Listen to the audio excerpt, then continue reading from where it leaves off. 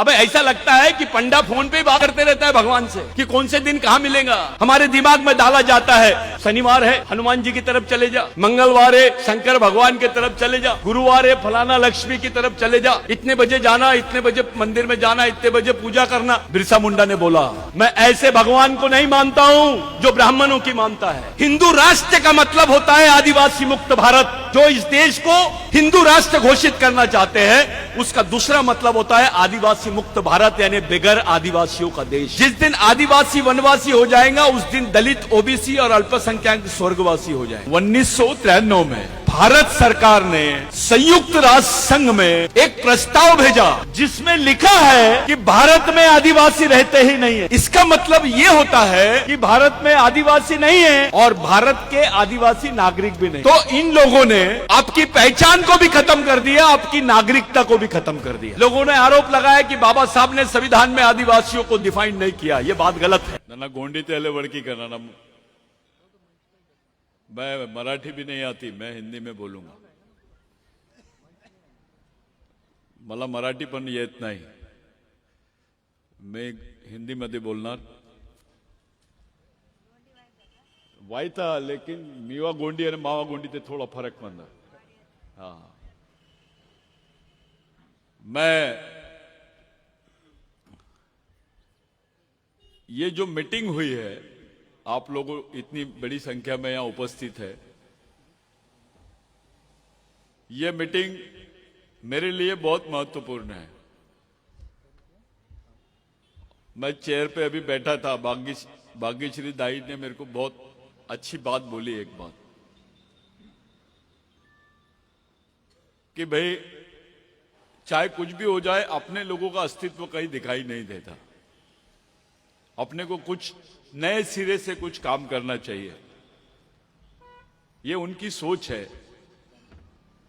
वो भी ऐसे सोचते हैं कि कोई नया तरीका हमने अपना के काम करना चाहिए। मैं उनका बहुत बहुत धन्यवाद देता हूं कि ये सोच बरकरार है अपने लोगों में। यही तरीका हम लोगों को सबको अपनाना है। ये प्रोग्राम में एससी, एसटी, ओबीसी के लोग भी हैं। मैं सब लोगों को साथ में लेकर ये बात करने जाऊंगा। मैं एक बात आपको बताना चाहता हूं।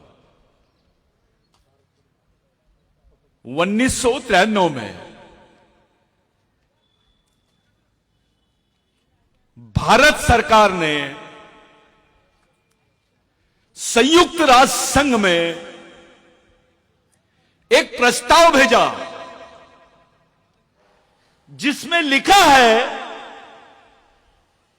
कि भारत में आदिवासी रहते ही नहीं है। भारत में आदिवासी रहते ही नहीं है। इसका मतलब यह होता है कि भारत में आदिवासी नहीं है और भारत के आदिवासी नागरिक भी नहीं है। जब भारत में आदिवासी है ही नहीं तो आदिवासी नागरिक कैसे हो सकते हैं? तो इन लोगों ने आपकी पहचान को भी खत्म कर दिया, आपकी नागरिकता को भी खत्म कर दिया। इस पर देश में कोई चर्चा नहीं कर रहा है, कोई पार्टी चर्चा नहीं कर रही है। दलितों को लग रहा है कि यह मुद्दा आदिवासी से जुड़ा हुआ है, इसलिए ये अपन चुपचाप रहो। ओबीसी को लग रहा है कि यह मुद्दा आदिवासी से जुड़ा हुआ है, अपन भी चुपचाप रहो। मुस्लिम को, क्रिश्चियन को लग रहा है कि यह मुद्दा भाई अपना नहीं है, अपन चुप रहो। ताई ने बहुत अच्छी बात बोली कि आदिवासी देश के मूल मालक है और यहां का दलित, ओबीसी और अल्पसंख्यक उनके वंशज है। अगर यह बात सही है कि ओबीसी का, माइनॉरिटी का, अल्पसंख्यकों का, एससी का यानी दलित भाइयों का डीएनए आदिवासियों से मिलता है, इसका मतलब ये इनके वंशज है। लेकिन मैं सबसे पूछ रहा हूं, जब यह बोल दिया गया है कि भारत में आदिवासी रहते ही नहीं, तो आप भी कैसे मूल निवासी हो गए? आप भी तो खत्म हो जाओगे अगर आदिवासी नहीं रहा तो। कौन से आधार पे बोलोगे कि तुम भारत के मालिक हो? क्या प्रूफ है आपके पास? इस देश के दलित को जब बोलना पड़ेगा कि मैं इस देश का मालिक हूं, तो उसको बताना पड़ेगा कि मैं आदिवासियों का वंशज हूं। इस देश के ओबीसी को जब बोलना पड़ेगा कि मैं इस देश का मालिक हूं, तो उसको भी बताना पड़ेगा मैं आदिवासियों का वंशज हूं। यहां का मुस्लिम, यहां का क्रिश्चियन, यहां का सिख जब यह बोलेगा कि मैं मालिक हूं इस देश का, तो उसको भी प्रूफ करना पड़ेगा कि वो आदिवासियों का वंशज है। साथियों, इस देश में एक अलग माहौल बनाया जा रहा है। जिसका यह देश है, उस देश का 7/12 ही बदल रहे हैं लोग। उस देश का मालिक आदिवासी है, यह बात को मानने से इनकार कर रहे हैं, लेकिन दूसरी तरफ एक रणनीति और अपना रहे हैं, आदिवासियों को वनवासी बोल रहे हैं। यह बहुत बड़ा मुद्दा है। जिस दिन आदिवासी वनवासी हो जाएगा, उस दिन दलित, ओबीसी और अल्पसंख्यक स्वर्गवासी हो जाएगा। ये कर तो रहे आदिवासियों के साथ, लेकिन इनका टारगेट दलित भी है, ओबीसी भी है, अल्पसंख्यक भी है। पहले आदिवासी मरेगा, लेकिन बाकी सब लोग वेटिंग लिस्ट में रहेंगे।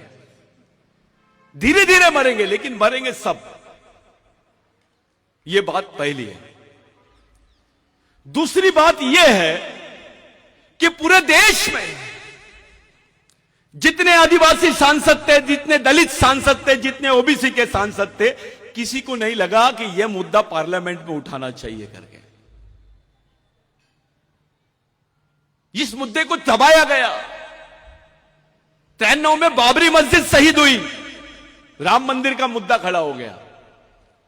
उसके पहले राजीव गांधी को मारे, बॉम्बे ब्लास्ट हुआ।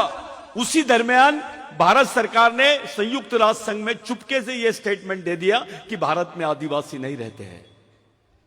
साथियों, संयुक्त राष्ट्र संघ का एक संविधान है जिसमें आदिवासियों के लिए विशेष अधिकार है, जिसको इंडिजिनियस पीपल राइट्स बोलते हैं।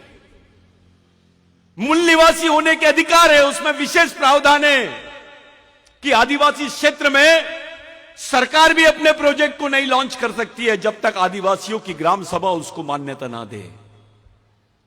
वहां ग्राम सभा का उल्लेख वैसा नहीं है, वहां विलेज ऑफ इंडिजिनियस पीपल लिखा हुआ है। यह मुद्दा इसलिए उपस्थित कर रहा हूं क्योंकि यह आपको खत्म करने वाला मुद्दा है। यह इतिहास हो जाएगा कि यहां के राजा थे, हमारे पहले अहिरी के राजा थे, नागपुर के राजा थे, आदिवासी राजा था, फलाना राजा था, यह बोलने के लिए रह जाएगा। क्योंकि अब जो तुम्हारा बच्चा पैदा होगा वो आदिवासी नहीं रहेगा। ये पहले समझ लो। तुम जो सोच रहे हो, जो तुमको आज आरक्षण है, आप अनुसूचित जनजाति के करके नहीं है, आप आदिवासी हो करके है। आपको 5वीं अनुसूची के अधिकार मिले हैं, आपको जमीन पे प्रोटेक्शन मिला है। आप अनुसूचित जनजाति के हो करके नहीं, आप आदिवासी हो करके मिला है। डॉक्टर बाबा साहब अंबेडकर ने संविधान की जो डिबेट हुई, जयपाल मुंडा ने जब यह प्रश्न उठाया कि आदिवासियों को आदिवासी बोला जाए, तो बाबा साहब ने उसका इंटरप्रिटेशन किया कि आदिवासी, पूरे देश के आदिवासियों को एक जगह लाने के लिए अनुसूची बनाई गई है, जिसको शेड्यूल बोला गया है। उसका हिंदी में अनुवाद गलत हुआ है कॉन्स्टिट्यूशन में। बाबा साहब ने बोला to consolidate, to make consolidate the tribes of India, all tribes of India, I am framing a schedule to define them who are Adivasis. इसलिए डॉक्टर बाबा साहब अंबेडकर ने उनको शेड्यूल ट्राइब बोला। लोगों ने आरोप लगाया कि बाबा साहब ने संविधान में आदिवासियों को डिफाइन नहीं किया। यह बात गलत है। बाबा साहब ने संविधान में प्रावधान रखने के पहले संविधान पूर्व बहस में, जिसको प्री कॉन्स्टिट्यूशन डिबेट बोलते हैं, उसमें बाबा साहब ने रखा, जिसको 2011, 2010-11 में सुप्रीम कोर्ट ने कंफर्म किया कि आदिवासी ही देश के मूल मालिक है और वो प्रथम नागरिक है। साथियों, आदिवासियों के संबंध में सुप्रीम कोर्ट बोलने के बाद भी गवर्नमेंट नहीं मानती है। इस देश की व्यवस्था संवैधानिक व्यवस्था है। यहां संविधान बनाया बाबा साहब ने। सुप्रीम कोर्ट से बड़ा कोई कोर्ट नहीं है, कोई कोर्ट नहीं है भारत में। सुप्रीम कोर्ट के बोलने के बावजूद भारत सरकार यह मानने को तैयार नहीं है कि आदिवासी इस देश के मूल मालिक है। हमारे बैल सांसद जाते पार्लियामेंट में और चुपचाप बैठते हैं, कुछ नहीं बोल रहे हैं और चुपचाप काम करते हैं वनवासी करके। अबे तेरे अंदर का बाबूराव शेरमाके का खून मर गया क्या? टंट्या भील का खून मर गया क्या? बिरसा मुंडा का खून मर गया क्या? गुंडा धुर का खून मर गया क्या? बाबा साहब का खून मर गया? क्या बात है रे भाई? तेरे साथ तेरी आने वाली पीढ़ी को भी खत्म करने का षड्यंत्र देख रहा है और तुम बंदर जैसे चुपचाप बैठ के देख रहे हो कि क्या चल रहा है देश में। ये इसलिए बोल रहे हैं कि भारत में आदिवासी नहीं रहते हैं। भाग्यश्री ताई, ये बहुत इंपॉर्टेंट बात बता रहा हूं, क्योंकि भारत विश्व में पहला देश है जिसने बोला है कि हमारे पास लैंड बैंक है। पैसे की बैंक नहीं, जमीन का बैंक है। और ये जमीन की बैंक किसकी है? ये किसकी जमीन के भरोसे बात कर रहे हैं? ये आदिवासियों की जमीन के भरोसे बात कर रहे हैं। कोई ताली वाली मत बजाओ। ये आपकी जमीन को बोल रहे हैं ये लैंड बैंक है। अभी आपके पास 25 एकड़ है, 10 एकड़ है, 15 एकड़ जमीन है। जिस दिन बोल देंगे भारत में आदिवासी नहीं रहता है, ये बात अप्रूव्ड हो गई, तो आपकी जमीन, जिसका कानून बनाया गया था बिरसा मुंडा के आंदोलन की वजह से, जिसमें 1 लाख लोग मारे गए थे, सेकेंड वर्ल्ड वॉर में इतने लोग नहीं मारे गए जितना बिरसा मुंडा के आंदोलन में मारे गए। जमीन की लड़ाई थी वो। बाबूराव शेरमाके की भी लड़ाई जमीन की थी। अहिरी से उस तरफ रामाकुंडम, गढ़चिरौली, चंद्रपुर, आदिवासी औरतों को ब्लाउज नहीं पहनने दिया जाता था। अपना छाता नहीं ढाक सकते थे वो ढाकने के लिए भी टैक्स देना पड़ता था, क्योंकि व्यवस्था ब्राह्मणवादियों के हाथ में थी। राजा भले आदिवासी था। उस व्यवस्था में बाबूराव शेरमाके का संघर्ष शुरू हुआ। उस व्यवस्था में अगर ब्राह्मण ने मर्डर भी कर दिया तो उसको सजा का प्रावधान नहीं था। यह मनुस्मृति का कानून है। लेकिन जब आदिवासी विद्रोह हुआ, उस विद्रोह के बाद में यहां पर आदिवासियों को एक नाम दिया गया जो विश्व के किसी आदिवासियों को नाम नहीं दिया गया। उसका नाम है क्रिमिनल ट्राइब। गुनेगारी जमात। हमारा राजा भी था तो उसको भी क्रिमिनल ट्राइब बोला गया है। आदिवासी का बच्चा पैदा होते से क्रिमिनल ट्राइब है। आज भी बाबूराव शेरमाके का नाम शहीदों की लिस्ट में नहीं है, क्रिमिनल ट्राइब की लिस्ट में है। क्रिमिनल ट्राइब को शहर में जाने का कोई अधिकार नहीं था। अगर क्रिमिनल ट्राइब को किसी ने मार दिया, गुनेगार जमात के आदिवासी को किसी ने मार दिया, तो उस पर केस नहीं लगती थी। यह कानून था। राजा अपने थे लेकिन कानून दूसरों का चलता था। हमारे लोगों को इस क्षेत्र को दंडकारण्य बोलते हैं। दंडकारण्य का मतलब यह होता है कि जिनको सजा दी जाती थी उनको इस क्षेत्र में रखा जाता था।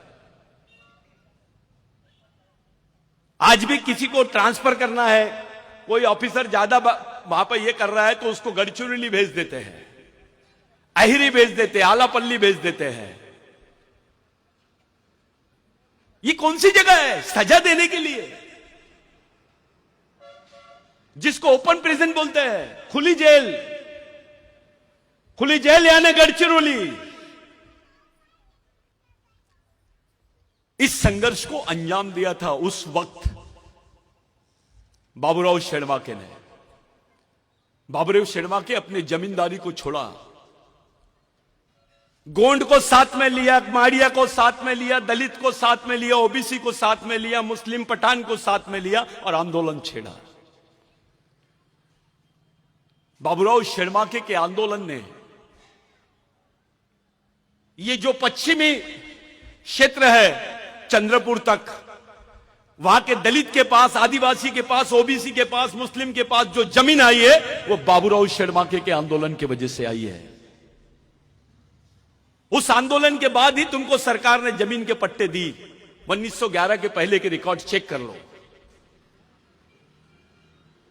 तुम्हारा भगवान कौन है? कौन से भगवान ने तुमको जमीन दिया? किनके आंदोलन की वजह से तुम्हारे हाथों में जमीन आई? उस वक्त तो आरक्षण नहीं था, उस वक्त कोई नौकरी के साधन नहीं थे, सिर्फ मजदूरी करते थे लोग। उसका साधन जिंदा रहने का यानी जमीन ही थी। वो जमीन भी हमारे पास से अब जाने वाली है।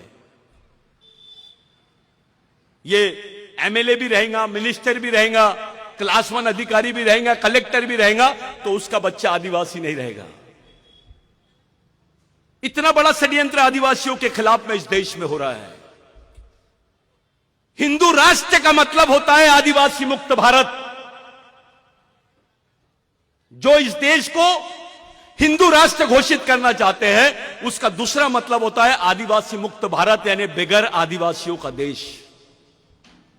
जब तक इस देश में आदिवासी है, इस देश का नाम कोई बदल नहीं सकता, क्योंकि उसका भूमालक आदिवासी है। ये आदिवासियों को ही हटाना चाहते हैं, इसमें कोई बचने वाला नहीं है। हमारे लोग कभी बोलते हैं ये एमएलए ने काम नहीं किया, वो एमएलए ने काम नहीं किया, वो देख नहीं रहा। ये तो छोटी बात है। ये देवेंद्र फडणवीस सरकार ने बोल दी कि 75,000 बोगस को नौकरी से नहीं निकालेंगे। 75,000 बोगस को नौकरी से नहीं निकालेंगे, ये स्टेटमेंट दिया तो हमारी आंख खुल गई। ये तो गलत बोल रहा है। पहला सवाल तो ये है, ये 75,000 बोगस आदिवासी कैसे बने? इनके पास सर्टिफिकेट किसने दिया? इसके बारे में कोई बात नहीं करता है। एक ऐसा आदमी जो तुम्हारी सर्टिफिकेट लेता है, जाति का दूसरा प्रमाण पत्र बना के झूठा प्रमाण पत्र बनाता है ऐसे, और वो तुम्हारे नौकरियां लेता है, उसका उपभोग करता है, ऐसे आदमी को तुम लोग बोगस आदिवासी बोलते हैं। लेकिन तुम्हारे समाज में ऐसा आदमी भी है जो तुम्हारा ही आरक्षण लिया है, कलेक्टर बना है, मिनिस्टर बना है, आमदार बना है, जिला परिषद सदस्य बना है, डॉक्टर बना है, इंजीनियर बना है, और समाज के बारे में नहीं सोचता है।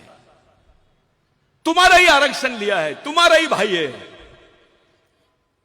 अगर वो बोगस आदिवासी है तो ये गद्दार आदिवासी है, जो तुम्हारे समाज के बारे में नहीं सोचता है। थोड़ा पढ़ लिख लिया तो नागपुर भगता है, शहर में जाता है, बड़ा बंगला बनाता है, टीवी और बीबी में रह जाता है। उसको समाज से कोई लेना देना नहीं है। एक आध बार चंदा दे दिया तो उसको ऐसा लगता मैंने बहुत बड़ा काम कर लिया। अबे तेरा बच्चा आदिवासी नहीं रहेगा। अपनी औकात थी क्या यहां बात करने की? जब तुम आदिवासी ही नहीं रहोगे तो तुम्हारा क्या होने वाला है, थोड़ा सोचना शुरू कर दो।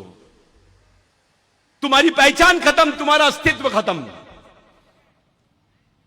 जैसे अंडमान निकोबार में आदिवासियों को देखने जाते ताई और ऐसे ब्रेड के टुकड़े फेंकते हैं।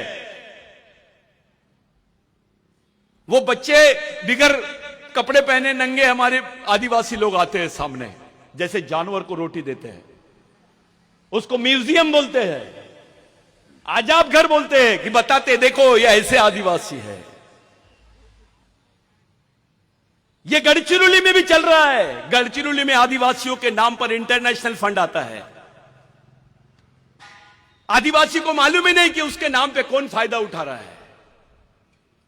जितने आदिवासियों के संगठन गढ़चिरौली में नहीं है, उतने यहां पर एनजीओ है गैर आदिवासियों के। वो कमा रहे आदिवासी को दिखा दिखा के। मैं मुद्दे से हटके बात कर रहा हूं। 13 साल की आदिवासी लड़की अपने हाथ में बंदूक पकड़ती है, टीवी पे दिखाता है कि यह नक्सली थी, यह लड़की को मारा गया है, यह इसकी उम्र 13 साल है। समाज का कोई आदमी उसके बारे में बात नहीं करता कि आखिर क्या बात है, यह 13 साल की लड़की ने अपने हाथ में बंदूक क्यों पकड़ी। कौन सा समाज है तुम्हारा? कौन है तुम्हारे समाज का चालक पालक और मालक? किसके इशारे पे चलते हैं आप?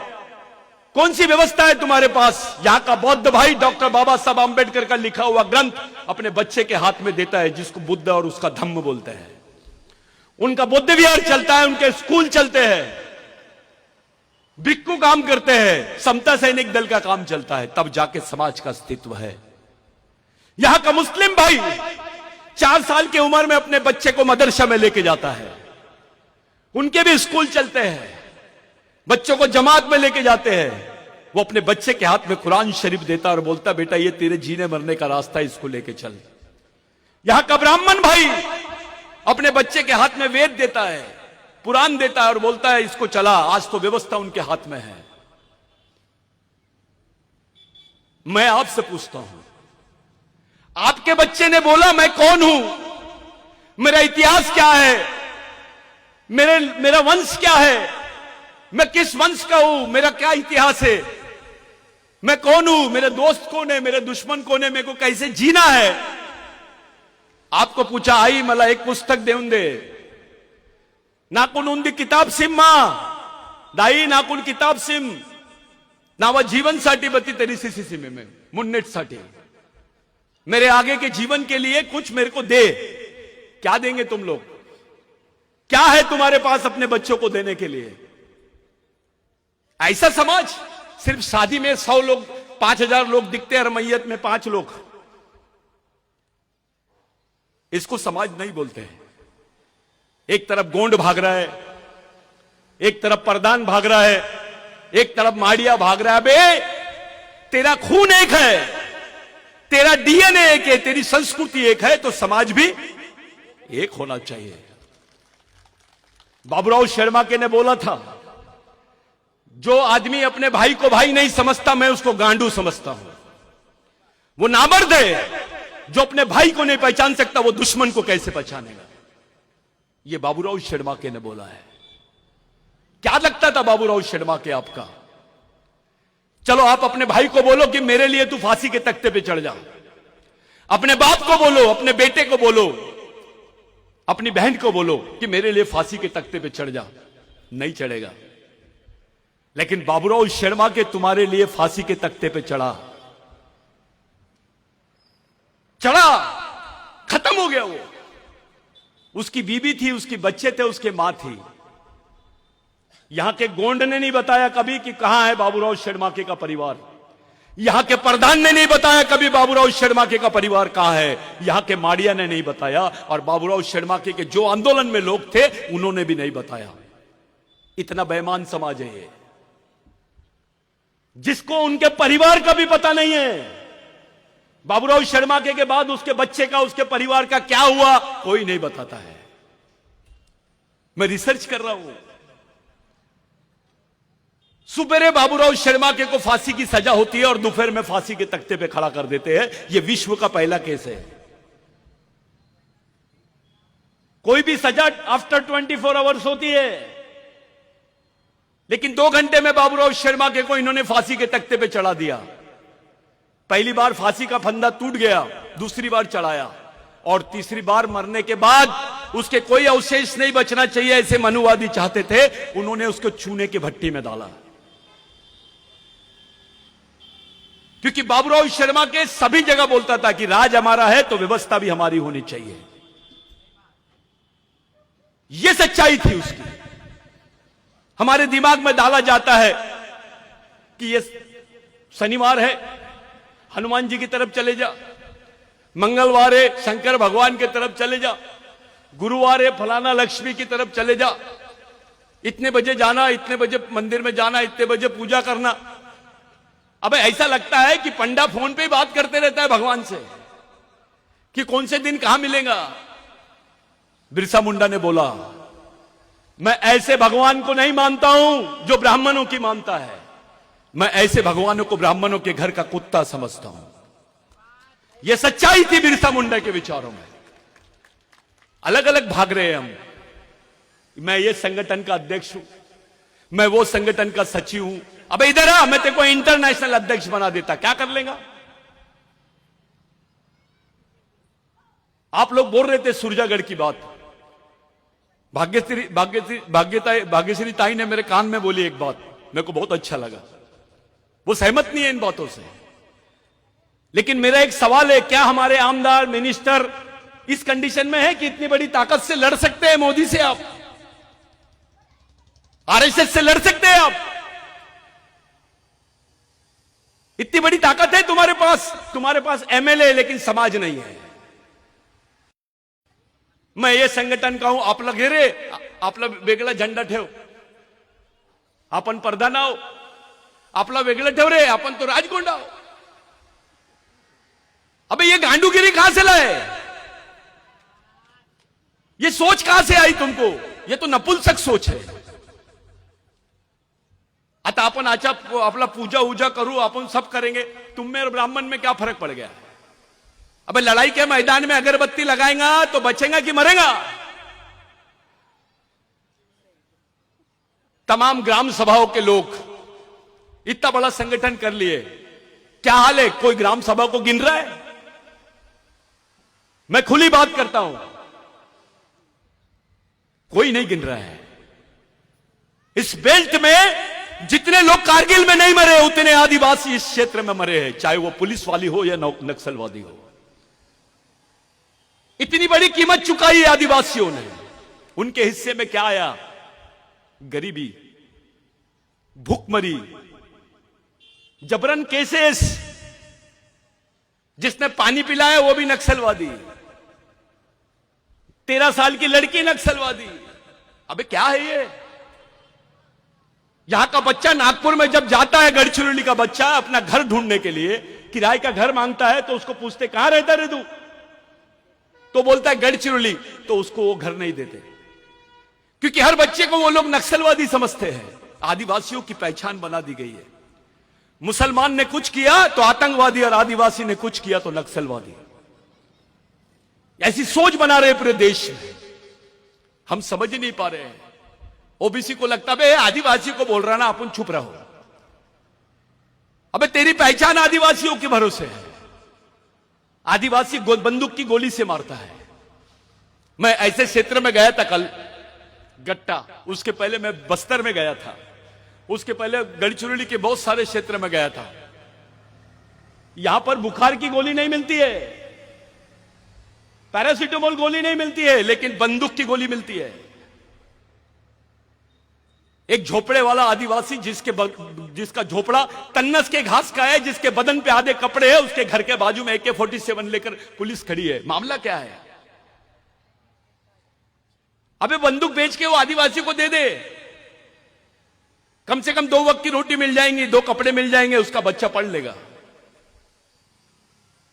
ऐसे क्षेत्र बनाया गया आदिवासी क्षेत्र में, पूरी पैरामिलिट्री फोर्स लगा दी गई है, अर्धसैनिक बल लगा दिया गया। ऐसा लगता है कि लड़ाई आदिवासी क्षेत्र में चल रही है।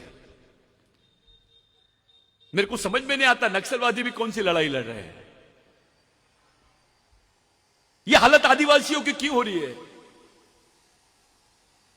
हमारा जो पब्लिक रिप्रेजेंटेटिव है, हमारा जो प्रतिनिधित्व करने वाले लोग हैं, वो चुप क्यों है? मैंने आदिवासी अधिकारी कर्मचारियों को देखा, आरक्षण का मसला आता तो चंदे देते हैं।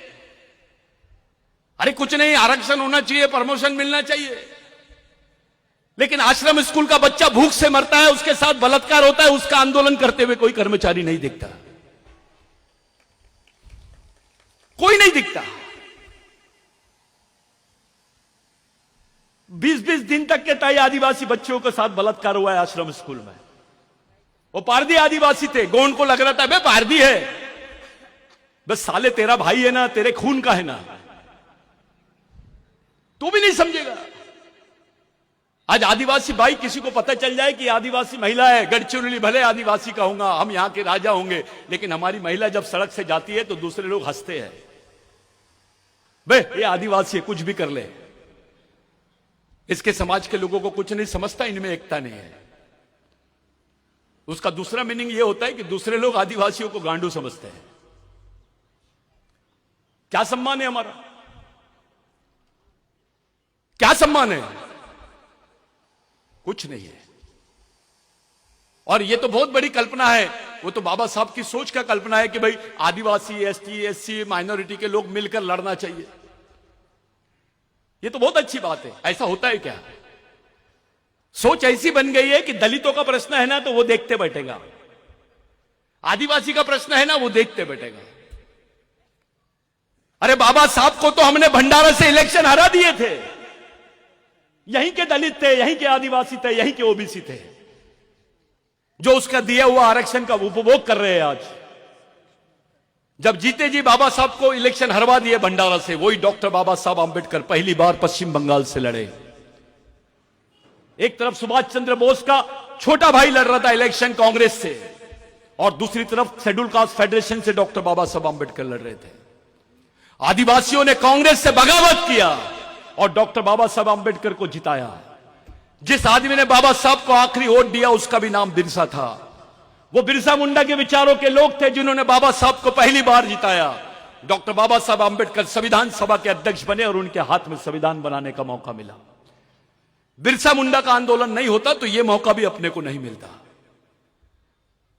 जिसको महात्मा गांधी बोलते हैं, राष्ट्रपिता बोलते हैं आप, वो महात्मा गांधी को स्वतंत्रता का संदेश, उसकी प्रेरणा बिरसा मुंडा से मिली है।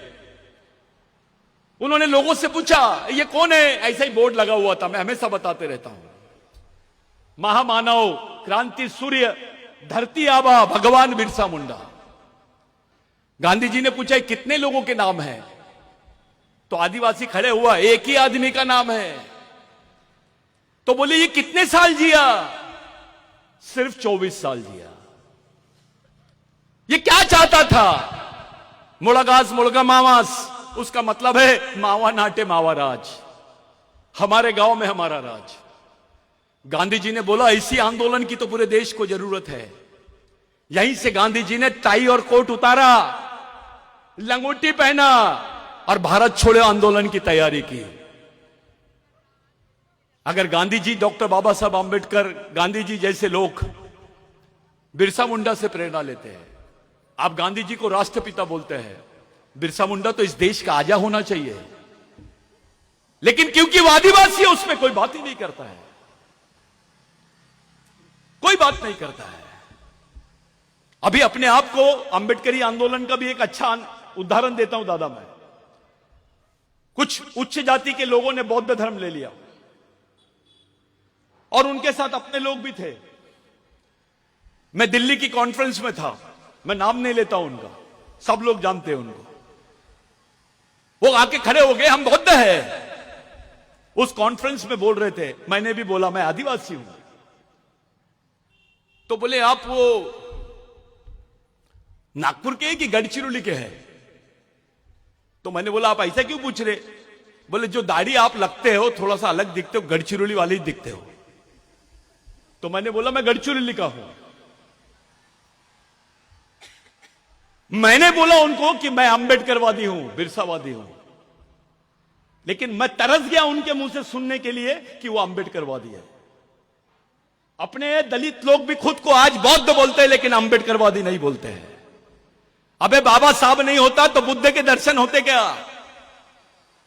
एक रिक्शे वाले को पूछा था मैंने नागपुर में, आदिवासी रिक्शे वाले को, हंसते हंसते, उसके साथ दलित रिक्शे वाला भी चल रहा था। दोनों जन दारू वारू पिए और मैं उनको देख ही रहा हूं। एक जन ने ऐसी चलते पूछा, बे बुद्ध के बाप का नाम क्या है? तो वो दोनों जन बोले, बे रुक, छोटे से प्रश्न का जवाब नहीं दे रहा। बोले, मैंने बोला क्या बात है?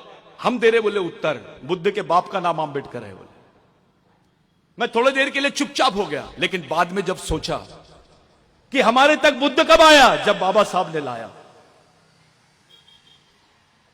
बुद्ध के गुरु का नाम अलार कलाम, आदिवासी था वो। अलार कलाम बुद्ध का गुरु था, जिसने सांख्यिकी दर्शन का उसको पाठ पढ़ाया था। लिंगो, गोंड को लगता है मैं लिंगो मेरा है, गोंड है, राजगोंड है। प्रधान बोलता हीरा सुक्का मेरा है। अबे जब लिंगो और हीरा सुक्का था तब कोई गोंड और प्रधान नहीं थे, तब तुमको असुर बोलते थे, कोया बोलते थे, कोरकू बोलते थे, दस्यु बोलते थे तुमको। तब कहां से गोंड और प्रधान आ गए थे? सबसे दुनिया के आदिवासी, भारत के आदिवासियों में सबसे बेवकूफ आदिवासी यानी गोंड और प्रधान। इनके झगड़े के वजह से समाज के ये हाल हुए हैं। अपने आदमी को नहीं पहचानते। जो बिरसा मुंडा का आंदोलन था, मेन बात पे आ जाते हैं। 1 लाख लोग मरे, उनके रिकॉर्ड पे नाम नहीं है। 6 साल के बच्चे से लेकर तो 70 साल का बूढ़ा भी आदिवासी मरा है उसमें। सबसे ज्यादा संख्या में महिलाएं मरी। उधर बंदूकें थी और इधर सिर्फ तीर कम था। बिरसा मुंडा ने उस लड़ाई को जीता है।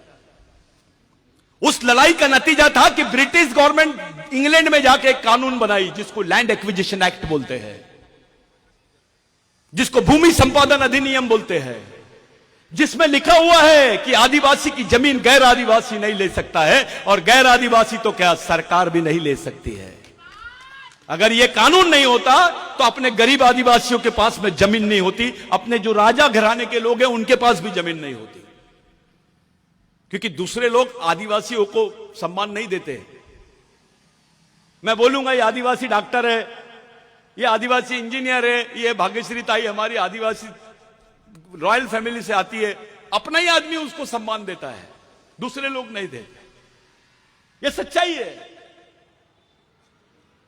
बाबा साहब को दलितों का नेता, ओबीसी समाज के महात्मा फुले का नेता। बे बाबा साहब तो पूरे देश का बाप था। महात्मा फुले जिससे बाबा साहब ने प्रेरणा ली, बिरसा मुंडा जिससे बाबा साहब ने प्रेरणा ली। कुछ लोग मेरे को पूछते हैं कहां लिखा हुआ है, तो मैं ये जमीन पे बोल रहा हूं, गढ़चिरौली की नर्मदा का जो यहां का जमीन का आंदोलन था। कौन सी नदी है? गोदावरी नदी का जो आंदोलन था, उसमें डॉक्टर बाबा साहब अंबेडकर ने बोला कि मैं आदिवासियों के आंदोलन को और उनको चलाने वाले जो महापुरुष है उनको अपने आंदोलन का गुरु मानता हूं। बाबा साहब ने बिरसा मुंडा का स्पेसिफिक नाम नहीं लिया था, लेकिन उसका एक ही आंदोलन चल रहा था पूरे पश्चिम बंगाल में। तब झारखंड, पश्चिम बंगाल, उड़ीसा और बिहार एक ही प्रीमाइसेस में थे, जिसको नॉर्थ प्रोविंस बोलते हैं। पहले हमारी राजधानी थी मध्य प्रदेश की, सीपी एंड बरार की, नागपुर। यह मालूम होना चाहिए। बाबा साहब बौद्ध धर्म लेने के पहले आदि धर्म ले रहे थे। आदि धर्म की तरफ झुकाव था बाबा साहब का। ऐसे कई राज्य हैं जहां पर जो दलित है, जैसे यहां का आदिवासी उत्तर प्रदेश में दलित है। यहां के गोंड को उत्तर प्रदेश में शेड्यूल कास्ट बोलते हैं। यहां के महार को उधर अरुणाचल के बाद में वहां पर उसको आदिवासी बोलते हैं। तो उस वक्त डिक्लेरेशन था, ये जो बोल रहे हैं दलित अलग है, आदिवासी अलग है, एक ही डीएनए के लोग हैं, एक ही डीएनए के लोग हैं। ओबीसी किसको मानते? महादेव को मानते हैं। आदिवासी भी मानता है, सब वंशज मानते हैं महादेव को। महादेव के क्या हाल कर दिए? जब हमारे लोग खुलेआम तरीके से ओबीसी रहे या दलित रहे या आदिवासी रहे, महादेव को महादेव बोलता है, देवों का देव महादेव। लेकिन जैसे ब्राह्मणों के चुंगल में शिव फंस गया तो ब्रह्मा विष्णु महेश बना दिए उसको, तीसरे नंबर का भगवान बनाए। इस मनुवादियों ने भगवान शिव को नहीं छोड़ा, तुमको कैसे छोड़ेंगे? यह सच्चाई है। मैं एक सवाल खड़ा किया था जब कि इस देश का सुप्रीम कोर्ट बोलता है कि भगवान राम यहां पैदा हुए तो सब लोग मान लिए। इसी देश का सुप्रीम कोर्ट बोलता है कि आदिवासी देश के मूल मालिक है, नहीं मान रहे हैं। खुलेआम प्रधानमंत्री जी जनजाति गौरव उत्सव मनाते हैं। अरे भाई, आदिवासी गौरव उत्सव बोल तो सही, डर रहे क्यों? किससे डर रहे हैं? लेकिन सच्चाई यह है, इनकी प्लानिंग है। पहले आदिवासियों को मूल निवासी बोलते थे, फिर आदिवासी बोलते थे, अब वनवासी बोल रहे हैं, 5 साल बाद स्वर्गवासी बोलेंगे। ये सच्चाई है। ये जो हालत है गढ़चिरौली के, पूरे देश में सबसे ज्यादा अगर पिछड़ा हुआ कोई समाज है या सामाजिक स्थिति किसी जगह पर है तो वो गढ़चिरौली की है। 11 रुपए 40 पैसा कमाता है एक आदमी गढ़चिरौली का।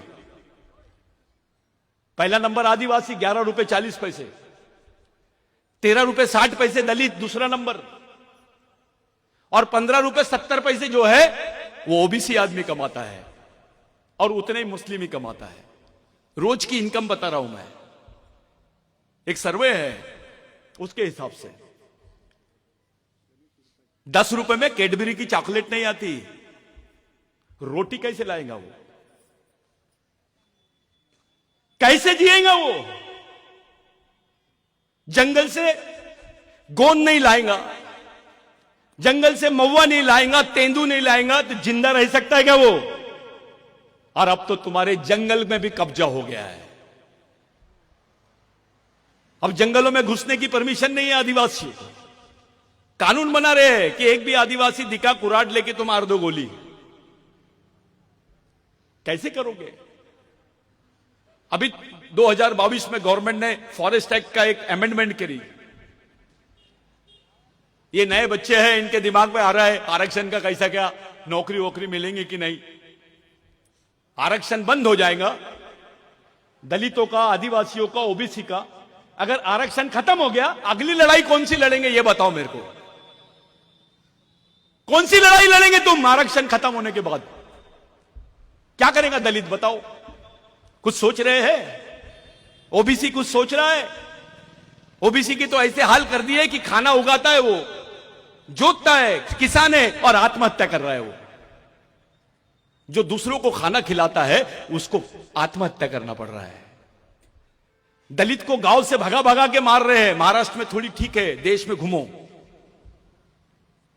और आदिवासियों को तो डायरेक्ट नक्सलवादी बोलो और मारना शुरू कर दो। शहर में ज्यादा चिल्ला रहा क्या, अर्बन नक्सलवादी बोल दो उसको। अरे आमदार को छोड़ रहे नहीं है, डॉक्टर को नहीं छोड़ रहे, इंजीनियर को नहीं छोड़ रहे। तुम्हारी जनरेशन कैसी रहेंगी यहां पर सुरक्षित, उस पे बात करो। अगर तुम्हारा खासदार नहीं बोल पा रहा है इसका मतलब उसको डर है। किसका है? कौन है जो उसको बोलने नहीं दे रहा है? तुम्हारी बात नहीं रख पा रहे तुम। खुले तरीके से अपने आदमी से मिल भी नहीं सकते हम। ये सुरजरगढ़ का अकेला प्रोजेक्ट नहीं है, 25 प्रोजेक्ट है, उससे ज्यादा है। 44,000 हेक्टेयर जमीन गवर्नमेंट एक्वायर करेंगी, 27 गांव उड़ जाएंगे, करीब करीब 19,000 लोग हमेशा हमेशा के लिए खत्म हो जाएंगे। 62,000 हेक्टेयर जमीन तुम्हारी छीन ली जाएंगी, आधा गढ़चिरौली साफ हो जाएगा।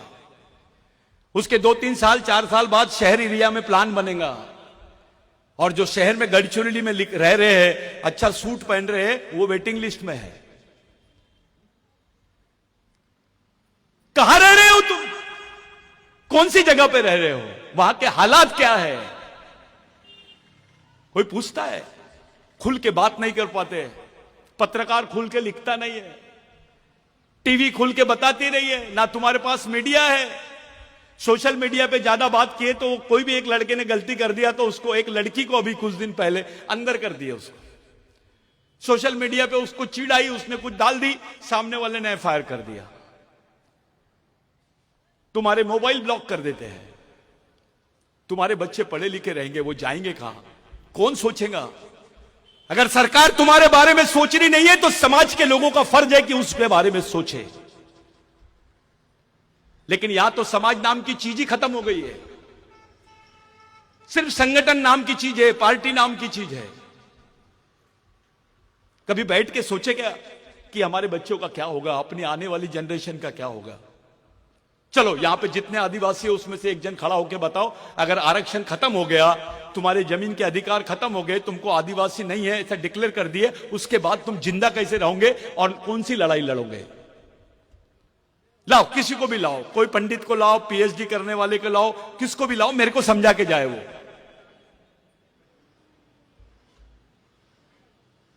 क्या करोगे तुम? ये जो बच्चे नाच रहे थे ना, यही लोग रहेंगे तुमको गाली देने वाले कि जब मेरी जिंदगी का फैसला हो रहा था तो मेरा बाप दारू पी के सो रहा था, मेरी मां भगवान को अगरबत्ती लगा रही थी।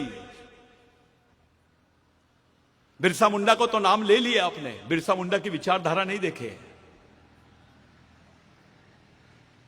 बिरसा मुंडा ने बोला जल जमीन जंगल और सम्मान मांगने वाली चीज नहीं है, इसको हासिल करने के लिए छीनना पड़ता है और उसके लिए एक व्यापक वातावरण बनाना पड़ता है, उसके लिए संगठन की नहीं मिशन की जरूरत पड़ती है।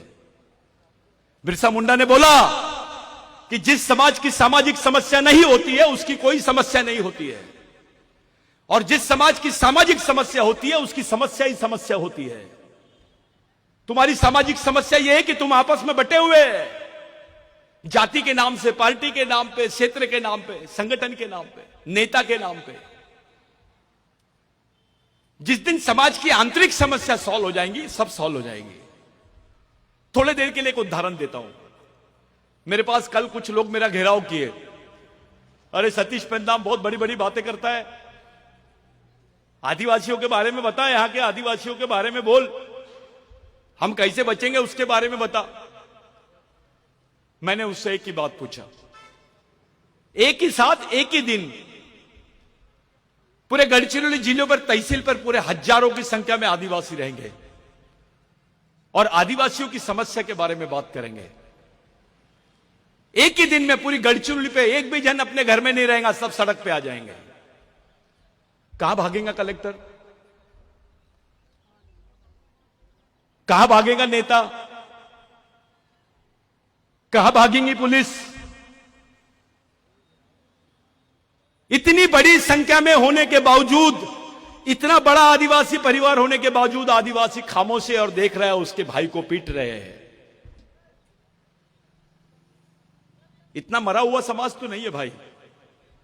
दलित भाइयों में भी एक अंबेडकरी भाई को कुछ बोले तो नीला झंडा पकड़ के निकल जाता है वो। 5 घर रहे भी तो चले जाते कलेक्टर ऑफिस और कमिश्नर ऑफिस, क्योंकि बाबा साहब की सोच है उनके दिमाग में। हमारे आदमी ने तो बाबूराव शर्मा के को समझा ही नहीं, किताब लिख देता है बाबूराव शर्मा के राजगोंड, एक लिखता है प्रधानांचा वारिस, एक लिखता है माड़िया गोंड। अब ये सोच है कि मजाक है? बाबूराव शर्मा की सोच को उसका विस्तार कर रहे हैं कि उसको कम कर रहे हो, तुम उसको खत्म कर रहे हो। मैं 3 मुद्दे बहुत महत्वपूर्ण रख रहा हूं, चाहे वो ओबीसी रहे, दलित रहे, मुस्लिम रहे, कोई भी रहे। 3 साल बाद में किसी के भी लायक गढ़चिरौली रहने लायक नहीं रहेगा, क्योंकि गढ़चिरौली की 70% जमीन जो है वो कारखाने में तब्दील हो जाएंगी। भारत का सबसे बड़ा मिनरल क्षेत्र जो है, यहां पे जो माइनिंग क्षेत्र है वो गढ़चिरौली बनने वाला है। एक एग्जांपल देता हूं, अभी जो चालू है ना काम सुरजागढ़ का, इतने सारे, इससे समझ में आता है कि 200 सवा 200 करोड़ रुपए रोज का वो काम है। नेपाल देश है, 200 करोड़ रुपए रोज की इनकम नहीं है, उसकी रेवेन्यू नहीं है, पाकिस्तान की रेवेन्यू नहीं है, बांग्लादेश की नहीं है। गढ़चिरौली एक देश बन गया है, देश में। भारत के किसी भी कोने में जाओ और बताओ मैं गढ़चिरौली से आया हूं, तो पहले नीचे ऊपर देखता है। महिला ने भी बोली कि मैं गढ़चिरौली से आई हूं, तो उसको भी नीचे ऊपर देखते हैं। ये पहचान बना दिए है, चाहे ओबीसी हो, एससी हो या एसटी हो या मुस्लिम हो। मेरे भाइयों, अपने बच्चों को कैसे बचाओगे इसके बारे में पहला बताओ। अगर आरक्षण खत्म हो गया तुम्हारी पहचान खत्म हो गई। अंतर्राष्ट्रीय संविधान में भी बोल दिया गया कि आदिवासी भारत में नहीं रहते हैं। तो आज भारत के संविधान में बाबा साहब था, जयपाल मुंडा था, तो तुमको कुछ मिल गया। बाबूराव शर्मा के था, टंट्या भील था, राघोजी भांगरे था, बिरसा मुंडा था, तो तुमको कुछ मिल गया। महात्मा फुले था करके कुछ मिल गया। 2025 में इंटरनेशनल कॉन्स्टिट्यूशन बनने जा रहा है। अब इंटरनेशनल कॉन्स्टिट्यूशन यानी अंतर्राष्ट्रीय संविधान, वे भारत के संविधान में तुम्हारा स्थान नहीं है। तुम्हारे को 5वीं अनुसूची के अधिकार है, 75 साल बाद भी तुमको नहीं मिल पा रहे हैं। तुम्हारा आरक्षण था, दूसरों को दे दिए। अगर अंतर्राष्ट्रीय संविधान में लिख दिया गया कि आदिवासी भारत में नहीं है, तो तुमको कौन सी सुविधा मिलेंगी और तुम जिंदा कैसे रहोगे? ये गढ़चिरौली के लोग कपड़े पहन के हैं, थोड़ा अंदर जाओ, बस्तर बॉर्डर पे जाओ, छत्तीसगढ़ में जाओ, झारखंड में जाओ, उड़ीसा में जाओ। मैं ऐसे घर बताता हूं जहां मैं जाता हूं, 3 दिन में एक बार खाना बनता है। 3 दिन में एक बार खाना बनता है। मैंने लॉकडाउन में आदिवासियों को घास पकाते हुए देखा हूं, पत्थरों को उबालते हुए देखा हूं। ये हालत है अपने समाज की। काम नहीं है मेलघाट में लोगों को, भूख से मर रहे हैं ताई। काम नहीं है उनके पास, भूख से मर रहे हैं, 800 रुपए में खून बेच रहे हैं। साला जिस क्षेत्र में सबसे ज्यादा कुपोषण है वहां ब्लड बैंक लगता है, रक्तदान शिविर। बाद में पता चलता है कि सब 800 रुपए में खून बेचते हैं और बेचारे राशन लाते हैं। डॉक्टर बोलता है खाना खाएगा तो खून बनेगा, लेकिन सरकार आदिवासियों को बोल रही है कि खून देगा तो खाना मिलेगा। यह सच्चाई है। ऐसी अवस्था आदिवासियों की है। कोई अपने बच्चों को बेच रहा है, कोई अपनी किडनी बेच रहा है। मैं ऐसे क्षेत्र है जहां पे आदिवासी बच्चे गायब होते थे, उनकी इंटरनेशनल लेवल पे किडनियां बिकती है। आदिवासी का 800 रुपए में खून लेते हैं और इंटरनेशनल लेवल पे 8000 रुपए में बिकता है आदिवासियों का एक बॉटल खून, क्योंकि उसमें रेजिस्टेंस पावर ज्यादा रहता है। ये तुम्हारे समाज के साथ में हो रहा है। ऐसा कौन से समाज के साथ में हो रहा है? कौन सा काम कर रहे हैं तुम? संगठन बनाने से नहीं चलेगा, वैचारिक मिशन खड़ा करना पड़ेगा समाज का। एक नेता बनाओगे तो 5 साल काम देगा, लेकिन एक सामाजिक कार्यकर्ता बनाओगे तो जिंदगी भर समाज के लिए काम करेगा। यह परमानेंट प्रोसेस है, इस पर काम करो। पाइली के 50 संगठन है अपने पास। संगठन में नाम है, मैं अध्यक्ष हूं, मैं यह, तो क्या करेगा बे? पुलिस मारती है आदिवासियों को, नक्सली भी मार देते हैं आदिवासियों को। उनकी वकालत करने वाला कोई नहीं होता। ना पुलिस से बात करते हैं, ना नक्सलियों से बात करते हैं। यह परिस्थिति भी आती है यहां। उसकी वकालत करने वाला कोई नहीं है। खामोश खड़ा है समाज, बोल नहीं पा रहा है, इससे बड़ी संख्या में रहने के बावजूद चुप है हम। हमारी महिलाएं, बिरसा मुंडा ने बोला था, जिस बच्चे की मां होशियार वो बच्चा जिंदा रहेगा, उसका भविष्य सुरक्षित। लेकिन जिस बच्चे की मां बेवकूफ, वो बच्चा मरने वाला है। यह बिरसा मुंडा की सोच है। आप जिस बिरसा मुंडा पे बात कर रहे हो, बिरसा मुंडा ने बोला आर्थिक रूप से गरीब रहेंगे चलेगा, लेकिन दिमाग से गरीब नहीं होना चाहिए, विचारों से गरीब नहीं होना चाहिए। और जो विचारों से गरीब रहता है वो गुलाम पैदा होता है और गुलाम मर जाता है। आदिवासी का बच्चा है और उसके दिमाग में विचारधारा दूसरों की है। बच्चा तुम्हारा, लेकिन उसकी विचारधारा दूसरे की। क्या मतलब है? अरे बकरी भी पालती है अपने बच्चे को, गाय भी पालती है। आपको पालन और पोषण की जवाबदारी है। पोषण का मतलब होता है उसको वैचारिक पोषण, वैचारिक पोषण, उनको विचार देना। हम तो बिगर विचारों के लोग हैं। आदिवासियों का कोई सामाजिक केंद्र नहीं है, कोई सामाजिक मिशन नहीं है, कोई सामाजिक व्यवस्था नहीं है, सब अलग अलग भाग रहे हैं।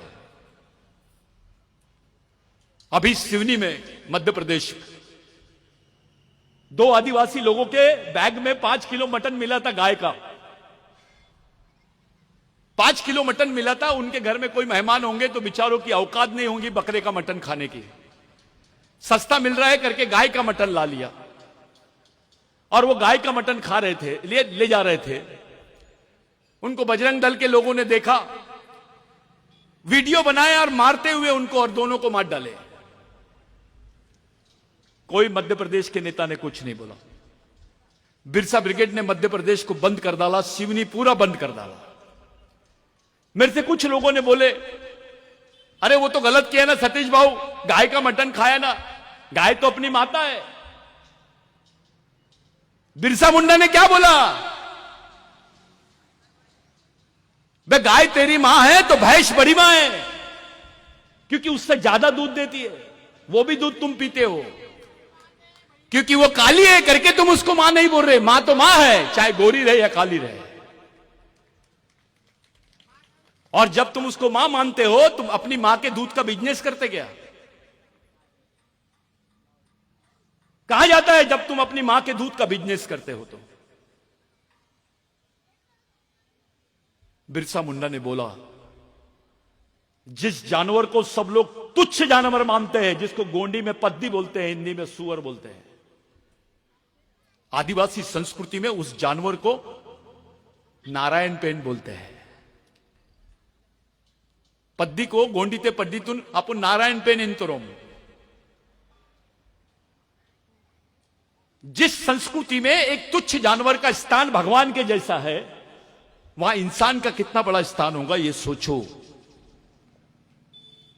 अरे आदिवासी संस्कृति से जुड़े हुए लोग हैं, यहां से भगवान निर्माण हुए। मोहम्मद पैगंबर कुरैश आदिवासी थे, हजरत बिलाल वो भी आदिवासी थे, जीसस क्राइस्ट वाइजा आदिवासी था, बुद्ध मारिया, ये तो आदिवासी संस्कृति से निकले हुए लोग हैं। महादेव की तो बातें नहीं कर रहा मैं, लिंगों की बातें नहीं कर रहा। सब लोग बदनाम करते हैं आदिवासियों को, हंसते हैं। एक सम्मेलन था दिल्ली में, कुछ लोग मजाक कर रहे थे अपने आदिवासियों के नाम पर। अरे आदिवासी लोग मव्वे के झाड़ की पूजा इसलिए करते हैं क्योंकि मव्वे की दारू पीते हैं।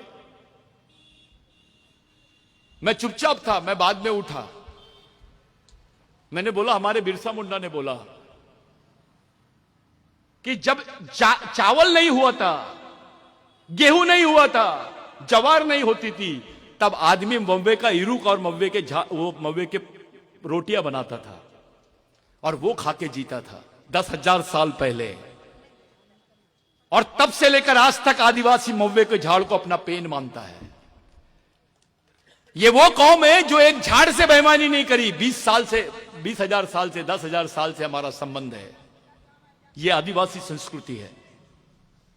पूरे विश्व के वैज्ञानिक बोलते हैं कि जो पर्यावरण है वो आदिवासी संस्कृति ही बचा सकती है।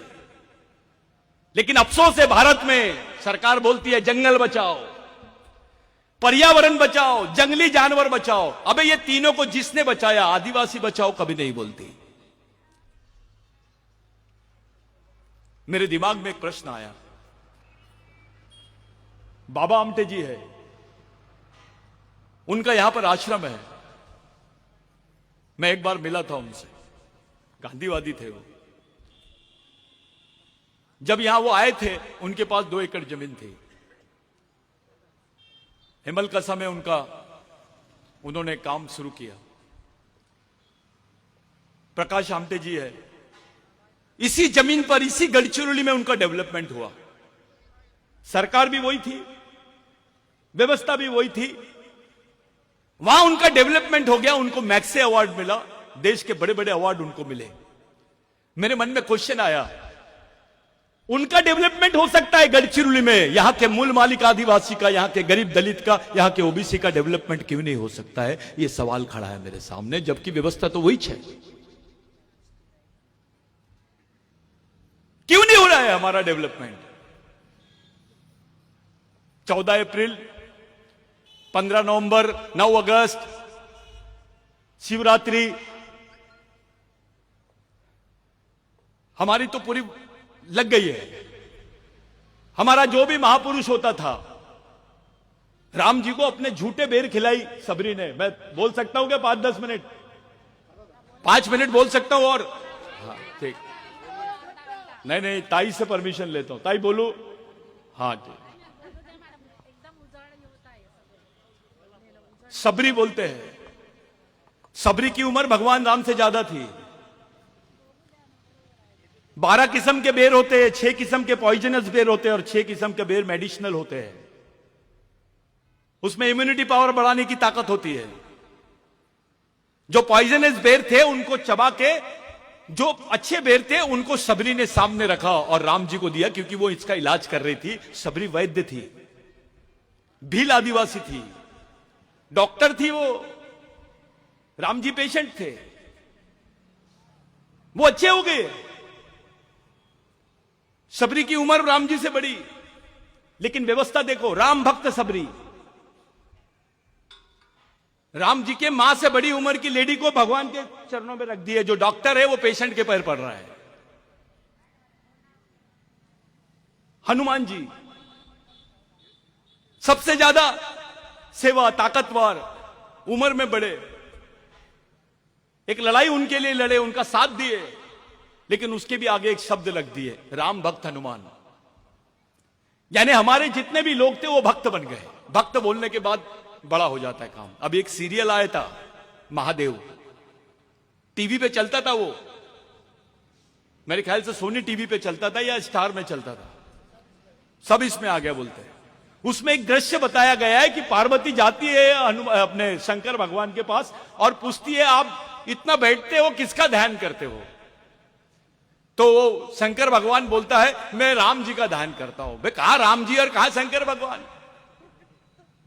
शंकर भगवान का कंपैरिजन हो सकता है महादेव का किसी के साथ, लेकिन यह षड्यंत्र है। शिव को भी भुलाना चाहते हैं। शिव तो आराध्य है इस देश का। तो इस षड्यंत्र को समझो। जो मेहनत करता है, गड्ढे खोदता है, दिन भर खेती में काम करता है, थोड़ी सी दारू भी पी लिया तो अपना पढ़ा लिखा आदमी बोलता है उसको, चल दारू नको पियो। और एक आध पंडित जाता है तो उसके पैर पड़ता है, भगवान के पड़ता है, 100 का नोट निकालता है उसके हाथ में भी देता है। जो मेहनत नहीं कर रहा, एक ही मंत्र से तेरा शोषण कर रहा है, आर्थिक मानसिक, उसको इज्जत। और जो मेहनत करता है दिन भर, उसका सम्मान नहीं करता। ऐसा आदमी सामाजिक हो सकता है क्या? 2 रोटी कम हुई चलेगा, एक कपड़ा कम हुआ चलेगा, लेकिन अपने बच्चों को एक किताब कम नहीं होनी चाहिए, ये याद रखो। और ये जो चला रहे हैं अब ये बिरसा ब्रिगेड का जो मिशन है, ये केवल अड़चुली गढ़चिरौली में नहीं है, अब तो दूसरे देश में भी चालू हो गया है। बाबूराव शर्माके को अमेरिका का आदिवासी जानने लग गया है। यह है मिशन। गढ़चिरौली के बाबूराव शर्माके का जिक्र अमेरिका में हो रहा है, अफ्रीका में हो रहा है। यह बिरसा ब्रिगेड का काम है। ये जो बच्चे काम करते हैं, ये फुल टाइमर है। कभी कभी ये घर बार छोड़ के जाते हैं, जेब में पैसे नहीं रहते, उनको कभी खाना नहीं मिलता। अगर आपके दरवाजे पर आए तो उनकी इज्जत करो। कम से कम 1 रुपए रोज समाज के नाम से डाल दो। गढ़चिरौली में 90,340 परिवार है आदिवासी। 90,340 परिवार के लोगों ने 1 रुपए भी रोज डाल दिया तो 90,000 रुपए रोज आएंगे आपको। 30 लाख रुपए महीना आएगा। कई बेरोजगार बच्चे पढ़े लिखे, उनको आप फुल टाइमर बना के उनको मानधन देकर काम करवा सकते हैं समाज के लिए। फिर आपका बच्चा बजरंग दल में नहीं जाएगा, आरएसएस में काम करने नहीं जाएगा। यह व्यवस्था तैयार करो। अपने घर में बैठकर अच्छे प्रेस के कपड़े पहनकर टीवी लगाकर बोलना कि मैं तो ऑफिसर हूं। मैं ऐसे आदमी को जिंदा आदमी नहीं मानता। खूप छान माणूस आहे, कोणाच्या लेण्या देण्यामध्ये नाही राहत।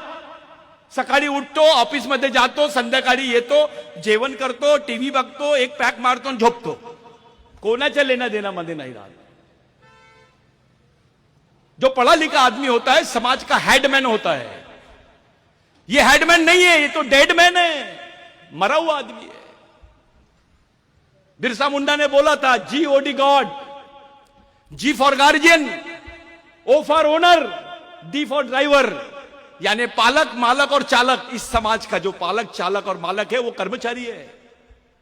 उसको बिरसा मुंडा ने गॉड बोला, लेकिन उल्टा हो गया, DOG डॉग हो गया. वो डॉग यानी कुत्ता, जिसकी अपनी कोई सोच ही नहीं है, जिसकी अपनी कोई सामाजिक सोच नहीं है, वो उसकी जिंदगी कुत्ते की जैसी है. यह बिरसा मुंडा ने बोला है.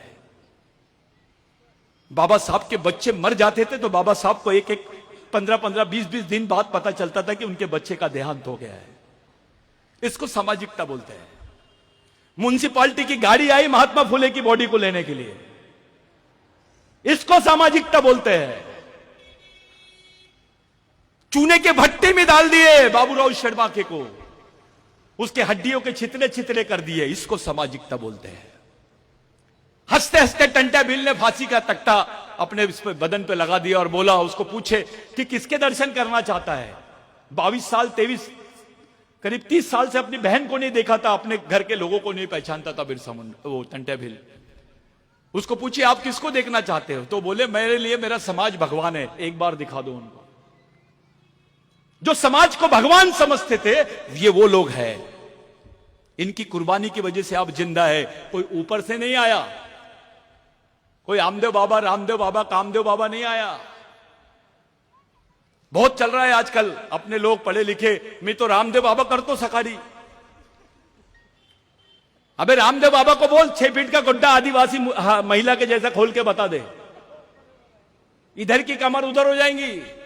को रामदेव बाबा नहीं रहेगा, कामदेव बाबा हो जाएगा. आदिवासी आदमी को कोई समझाने की जरूरत नहीं है, उसके खून में ईमानदारी है. उसको किसी शंकराचार्य आवा बावा की जरूरत नहीं है. अपनी संस्कृति को पहचानो, अपने आप को पहचानो, अपने समाज को पहचानो, अपने जीवन को पहचानो, आने वाली पीढ़ी के बारे में सोचो. उसको इंसान बोलते हैं.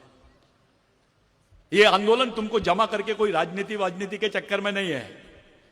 मैं यहां सबके खिलाफ में बोल रहा हूं. हो सकता है यहां से निकलूं, मेरे को निपटा दे, लागू है.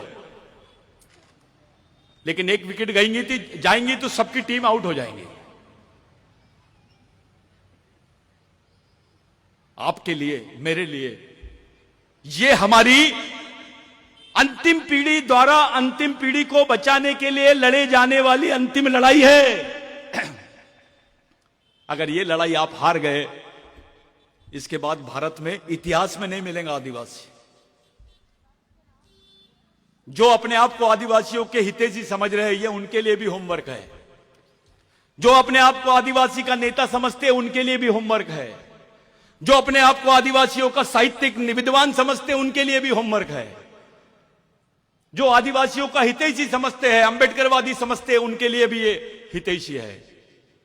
जो फुले अंबेडकरवाद पे बात करते हैं, उनके लिए भी होमवर्क है कि इस देश में आप बचोगे कैसे विदाउट आरक्षण, विदाउट जॉब.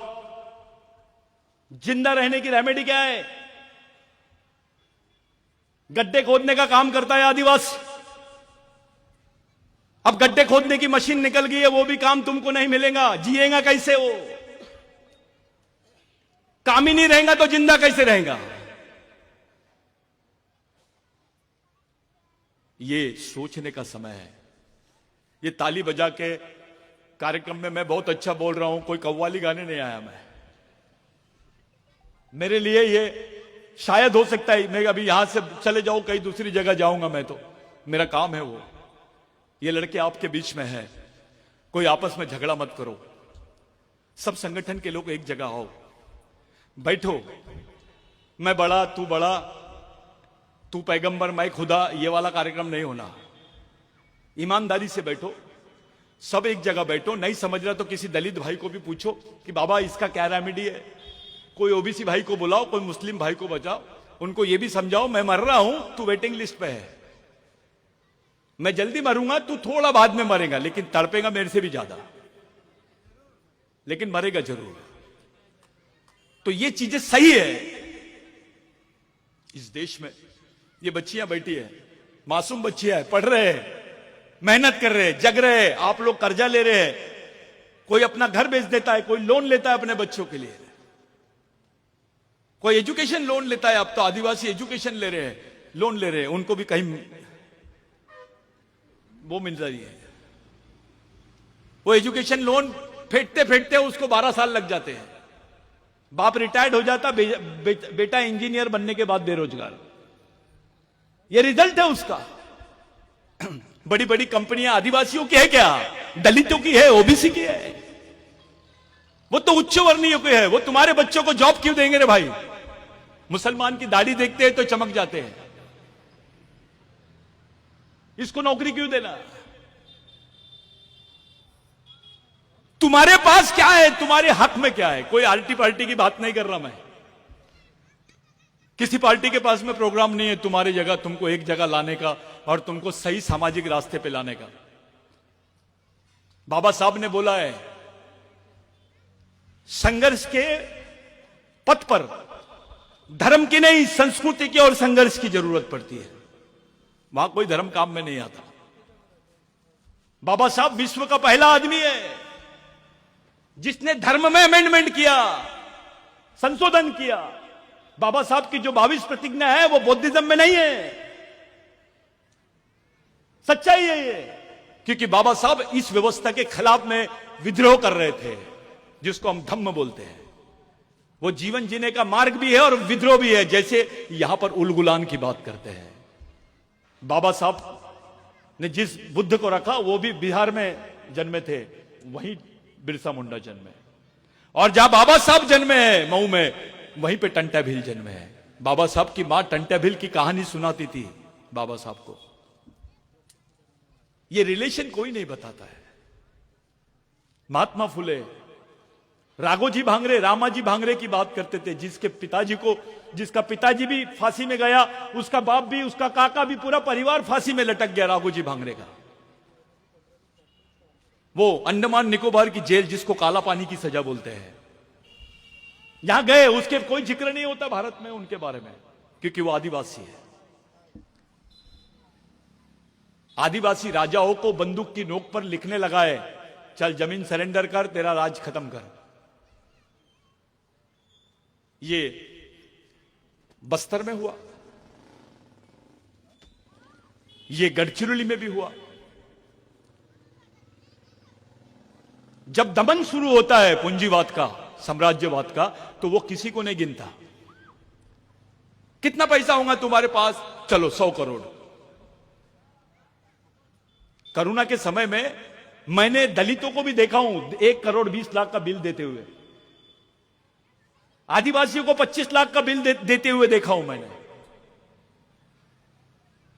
तुम्हारे बच्चे को आश्रम स्कूल में पढ़ा रहे हैं, पहली से 10वीं तक के बच्चा पास ही होता है साला, उसको लेटर लिखना नहीं आता है। ये बैकडेटेड एजुकेशन है। जिस तरीके से बैकडेटेड मेडिसिन खाओगे तो रिएक्शन हो जाएगा, उसी तरीके से बैकडेटेड एजुकेशन आदिवासियों के बच्चों को दे रहे हैं। ये पॉइजन है। 12वीं में जाता है लड़का, एक लेटर नहीं लिख पाता है, स्कॉलरशिप का लेटर नहीं लिख पाते बच्चे। जैसे कुक्कुट पालन करते हैं, जैसे मुर्गी पालते हैं, बकरे पालते हैं, वैसे आदिवासी बच्चों को पाला जा रहा है। आश्रम स्कूल में ताली मत बजाओ। आश्रम स्कूल में आदिवासी का बच्चा मर जाता है तो आदिवासी ऑफिस से तुमको चेक आता है 30,000 रुपए का, कि तुम्हारा बच्चा मर गया है, 30,000 रुपए ले लो। इसका मतलब यह होता है कि आदिवासी के बच्चे की जान की कीमत 30,000। ईद का बकरा 1 लाख रुपए का बिकता है। जानवरों से भी कम हो गई है आदिवासी बच्चों की जान की कीमत। इस पर कोई बात नहीं करता है। मैं ऑफिसर आओ, टाई और कोट पहन लेगा, बाबा साहब दिखने की कोशिश करते हैं। अबे तेरा बच्चे की जान की कीमत क्या है, उस पे बात करना। तेरे बच्चे की जान की कीमत सिर्फ 30,000 है सरकार की नजर में। शेर खाता है ना आदिवासी को तो 4.5 लाख। जीते जी आदमी किडनी बेच देगा तो 10 लाख मिल जाते उसको, लेकिन शेर खाने के बाद 4 लाख दे रहे। सब आदिवासी क्षेत्रों में हो रहा है। या तो सीआरपीएफ घुसती है या शेर घुसा रहे, बफर जोन डाल रहे हैं अभी। जंगल के नाम पे विस्थापित आदिवासी होगा, नक्सलवाद के नाम पे विस्थापित आदिवासी होगा, माइनिंग के नाम पे विस्थापित आदिवासी होगा, पावर प्लांट बनेगा तो विस्थापित आदिवासी होगा, कोई रेलवे लाइन बनेगी तो आदिवासी विस्थापित होगा, कोई बहुत बड़ा रोडवे बनाएंगे ये लोग तो आदिवासी विस्थापित होगा। एक तरफ देश का विकास और एक तरफ आदिवासी का विनाश, दोनों पैरेलल चल रहे हैं, समांतर चल रहे हैं। आप फंस गए, मकड़ी के जाल में फंस गया शेर, फंस गए आप। दलित को लगता है कि मैं तो जम गया बाबा, ऑफिसर बन गया, तेरे बच्चे का क्या। ओबीसी को लगता है जमीन है अब सैटेलाइट सर्वे हो गया है वो सैटेलाइट सर्वे होने से तुम्हारी जमीन का सर्वे हो गया है, ये बहुत डेंजर है। मैं आखिरी बात बोल रहा हूं, मेरी बात को रोक देता हूं। आप लोग थक गए, खाना भी खाना है, यानी कि अपलोतून तीन भी मंदा।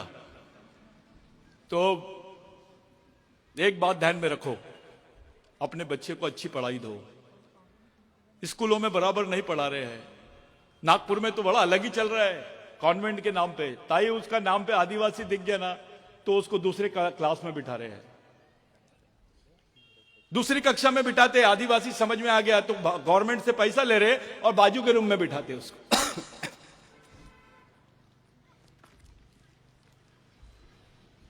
यह हालत है। अपन लोग गरीब है, बहुत बुरी तरह फंसे हुए हैं। अगर आप लोग महंगा महंगा शौक करते हो, आपको अगर कोई चीज बचा सकती है तो वह है सामाजिकता और समाज। वो समाज नाम की ताकत को खड़े कर दो, आप लोग बच पाएंगे, नहीं तो अपने को कोई नहीं बचा पाएगा। अपन फंसे हुए, नेताओं को बोलने से, उंगली करने से कुछ होने वाला नहीं है। हमारी भूमिका क्या है ये बताओ बस। आदिवासी तो लड़ाई में भी नहीं है, वो देश के मुख्य प्रवाह से भी बाहर है, और जो लड़ाई लड़ने का वो दावा करता है उस लड़ाई से भी बाहर है वो। ये सच्चाई है।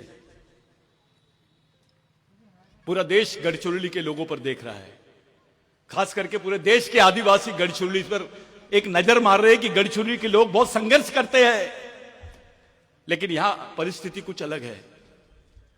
गढ़चिरौली के लोग तो जातिवाद करते हैं, गढ़चिरौली के लोग तो पार्टी के नाम से बटे हुए हैं, गढ़चिरौली के लोग तो अपना या सेक अपना देख, स्वार्थी है, सामाजिक रूप से गद्दार है। यह गढ़चिरौली के आदिवासियों की स्थिति है। गरीब है, दिमाग से भी गरीब है। पूरे देश के आदिवासी तुमकी तरफ एक आस भरी निगाह से देख रहे हैं कि ये हमारे जो भाई लोग हैं कुछ करेंगे तो उसका फायदा पूरे देश में होगा। और उसी एक्सपेरिमेंट को अंजाम देने के लिए हम लोग गढ़चिरौली में काम शुरू किए हैं। अभी सालेकसा, देवरी, कोरची, ये पूरे बेल्ट में हम लोग तैयारी कर रहे हैं। एक दिन एक ही समय पर पूरे गढ़चिरौली में 1 लाख आदिवासी सड़क पर आएंगे और यहां के आदिवासियों की समस्या पे बात करेंगे, ये एक्सपेरिमेंट करेंगे। 1 लाख लोगों को सामाजिक सदस्यता बनाने का हम लोगों ने निर्धार किया है। कोई आए या ना आए, कोई साथ दे या ना दे, गांव गांव जाने का काम हमने शुरू किया है। आप लोग इस मिशन को चलाओ। यहां कोई अध्यक्ष फध्यक्ष नहीं है, राजा का बेटा राजा नहीं और नेता का बेटा नेता नहीं। समाज के गरीब आदमी का भी बच्चा समाज का नेतृत्व करना चाहिए करके यह मिशन खड़ा किया है।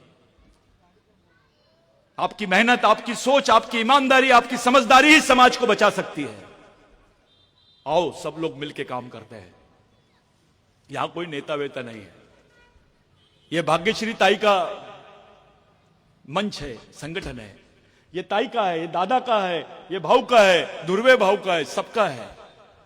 ये समाज की संपत्ति है जो विचारों पे चलती है। मेरा ऐसा मानना है पर्सनल। नेताओं के विचारों से समाज बच नहीं सकता। अगर समाज बचेगा तो शहीदों के विचारों से बचेगा, क्योंकि उन्होंने समाज के लिए कुछ दिया है। उन विचारों से हम लड़ सकते हैं, उसी विचारों के आड़ में हम बच सकते हैं। आज जरूरत है हमको बाबा साहब की, आज जरूरत है टंट्या भील की, आज जरूरत है महात्मा फुले की, संभाजी महाराज की और बाबूराव शेड़माके की, धरती आबा भगवान बिरसा मुंडा की। आप लोग बहुत देर से बैठे हैं, एक अच्छी मीटिंग आप लोगों ने की है, एक पंचायत अपनी बैठी। ये बच्चे जो काम कर रहे थे, वो आयोजक है, वो बोल नहीं पा रहे थे। ऐसा लगता है कि वो कार्यक्रम कर रहा है तो उसको करने दो, ऐसा मत करो। इसमें समाज की हंसी होती है, सब मिलकर काम करो, अपनी मेहनत का कुछ पैसा मिशन के लिए दो। बाहर का आदमी आपके समाज को नहीं चलाएगा, आप ही को चलाना पड़ेगा। अपनी जवाबदारी को समझो और ये दिमाग में डाल दो कि ये आपकी आखिरी पीढ़ी को बचाने के लिए लड़ी जाने वाली आखिरी लड़ाई है, और जो लड़ रही है वो भी आखिरी पीढ़ी है। इस आखिरी लड़ाई की तरफ अपन लोग सब मिलकर बढ़ेंगे तो शायद कोई रास्ता निकल जाएगा अपने आने वाली पीढ़ी के लिए। नहीं तो गढ़चिरौली में आदिवासी थे, आदिवासी राजा था, आदिवासी लोग थे, इनको बहुत अधिकार थे, खुश रहे थे, नाच रहे थे, लेकिन अभी गायब हो गए। इतिहास बन जाएंगे हम। कुछ गलत बोल दिया होगा तो माफी, किसी दिन और हम लोग बैठेंगे, बात करेंगे। आज के लिए मैं यहीं रुकता हूं। कुछ मेरे मन में कुछ बातें थी जो मैं चाहकर भी नहीं बोल पाया, लेकिन एक बात है, आपसी समन्वय से ही हम कुछ रास्ता निकाल सकते हैं। हम अपने ही आदमी को दुश्मन बोल देते हैं, उसको बैठा के समझाओ। दलित, ओबीसी, आदिवासी, ये प्रोग्राम में नहीं मिलना चाहिए ताई। बंद रूम में बैठो, आपस में बैठो, कुछ चर्चा करो, चर्चा भी करो और खर्चा भी करो, कोई रास्ता निकालो। आप लोग फंसे हैं, रास्ता आप ही को निकालना है। एक सामाजिक अपनापन रखो। मुसलमान को नहीं लगना चाहिए कि यह आंदोलन उसका नहीं है। बाबूराव शेड़माके और बिरसा मुंडा, उससे कोई लेना देना नहीं है, अंबेडकर का कोई लेना देना नहीं है। ओबीसी को नहीं लगना चाहिए कि बिरसा मुंडा से कोई। मैं आखिरी बात बोल के जा रहा हूं। इस देश में सबके 7/12 पे लिखा हुआ था भूधारक, चाहे वो मुस्लिम हो, ब्राह्मण हो, ओबीसी हो, दलित हो, आदिवासी हो, सबके 7/12 पे भूधारक लिखा हुआ था। बिरसा मुंडा के आंदोलन ने तुमको भूमालक बनाया है। यहां का ओबीसी भी कर्जदार है बिरसा मुंडा का, यहां का दलित भी कर्जदार है, यहां का मुस्लिम भाई, क्रिश्चियन भाई भी कर्जदार है, यहां का आदिवासी और ब्राह्मण भी कर्जदार है। विचारों की कोई जात नहीं होती, जैसे डॉक्टर की कोई जात नहीं होती। कुछ भी हुआ तो हम लोग राजनीतिक तरीके से सोचते हैं। जैसे काय झाला डोको दिखतं एनएसइन देऊन टाक, काय झाला रे पोट दुखतं एनएसइन देऊन टाक, काय झाला मला खुजली होता है एनएसइन देऊन टाक। हर बीमारी की एक ही दवा, वो साला एक्शन करने के बजाय रिएक्शन कर लेती है, और यही समाज के साथ हो रहा है। एक ही दवा, हर चीज का हल। सत्ता में आएंगे तो करेंगे, काय का सत्ता में? राष्ट्रपति है तुम्हारी देश की, उसके राष्ट्रपति रहते हुए यह बोला जा रहा है कि भारत में आदिवासी नहीं रहते हैं। अब कौन सा पद लाओगे तुम बताओ? राष्ट्रपति से बड़ा कोई पद है क्या देश में? अब कौन सी राजनीतिक पावर चाहिए तुमको? तो बोला जा रहा है आदिवासी राष्ट्रपति है, और ये बोल रहे हैं कि भारत में आदिवासी नहीं है। सोचो, इस लड़ाई का हल राजनीतिक तरीके से नहीं, सामाजिक तरीके से निकालना पड़ेगा। अगर ओबीसी को बोलना है मैं मूल निवासी हूं, दलित को बोलना है मैं मूल निवासी हूं, मुस्लिम को बोलना है मैं मूल निवासी हूं, तो उसको यह बोलना पड़ेगा कि आदिवासी भारत का भूमालक है और हम उसके वंशज है। तब जाके बात बनेगी। नहीं तो तू बड़ा मैं छोटा, तू बड़ा मैं छोटा, तू बड़ा मैं छोटा, ये बचपना है, ये लॉलीपॉप खींचने वाली बात है। ये बचपना छोड़ो, सामाजिक बचपना छोड़ो, परिपक्व बनो, जवाबदार बनो, ईमानदार बनो, समझदार बनो और समाज के लिए काम करो। आज के दिन मैं इतना ही बोलता हूं। जय बिरसा, जय आदिवासी।